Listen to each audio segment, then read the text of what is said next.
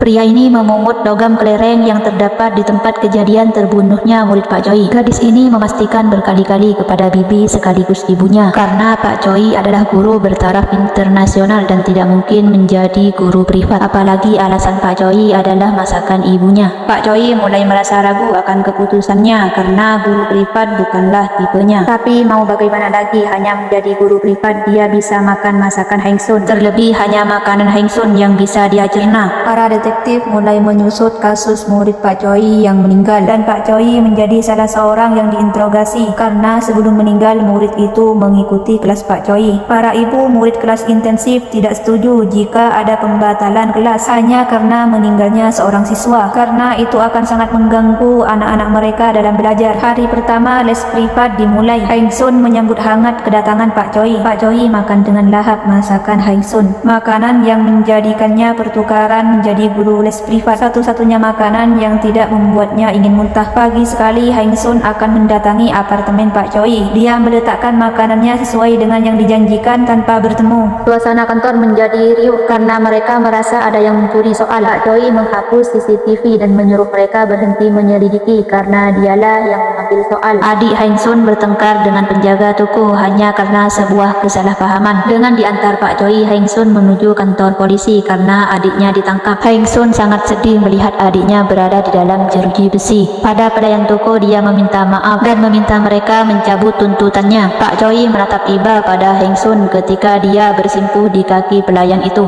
Detektif masih belum menyerah menyelidiki kasus kematian murid Pak Choi. Dia memeriksa rekaman CCTV dan menemukan suatu benda yang berkilau. Untuk meringankan beban pikirannya, Heng Sun memilih mabuk. Pak Choi yang merasa kasihan menemaninya dan tanpa terasa dia ikut menenggak minuman. Pak Choi langsung terkejut menyadari di mana dirinya sekarang berada. Asisten Pak Choi melihat mobil Pak Choi terparkir di depan toko kelontong, tapi dia tidak menemukan kemana pemiliknya. Heng Sun mengejar Pak Choi karena Pak Choi meninggalkan ikat pinggangnya, tapi Heng Sun langsung terdiam dan Pak Choi langsung terkejut. Dia sampai jatuh terduduk ketika melihat asistennya memergoki dia dalam keadaan kacau karena sedang sakit. Heng Sun mengantarkan makanan Pak Choi hingga ke dalam apartemennya, tapi ketika hendak pulang Heng Sun tidak tahu cara membuka pintu apartemen Pak Choi dan Pak Choi langsung ambruk begitu membantu Heng Sun membuka pintu. Kedua wali murid ini hendak menemui rekan mereka di gedung yang sama dengan Pak Choi, tapi tiba-tiba mereka dikejutkan dengan kemunculan Heng Sun dari dalam gedung. Murid ini memeriksa buku putri Heng Sun dan menemukan pelajaran kelas intensif, tapi untungnya Sun Jae memergokinya dan mengatakan bahwa soal ini miliknya dan dia meminjamkannya. Detektif mendapatkan telepon dari seorang nenek kalau ada seorang pria yang membunuh kucing dengan menggunakan bola logam. Niat untuk menenangkan pikiran gagal sudah ketika Heng Sun dan keluarganya bergabung dengan Pak Choi. Sun Jae membantu kakaknya memungut barang-barangnya yang terjatuh. Lalu dia memberikan uang pada sang kakak karena melihatnya sangat membutuhkan uang. Heng Sun meminta Pak Choi untuk mengikuti gerakannya karena gerakan itu dapat mengatasi insomnia. Pak Choi kesal karena dipaksa dan tanpa sengaja dia mendorong Heng Sun hingga terjatuh. Detektif menyelidiki tempat di mana kucing banyak yang mati. Ketika dia melihat pria berhoodie hitam lari darinya, detektif segera mengejar karena gerak-gerik pemuda itu sangat mencurigakan. Aye dan Sun Jae baru saja selesai berkaraoke ketika tanpa sengaja mereka berpapasan dengan pria berhoodie hitam dan Sun Jae memperkenalkannya sebagai kakaknya.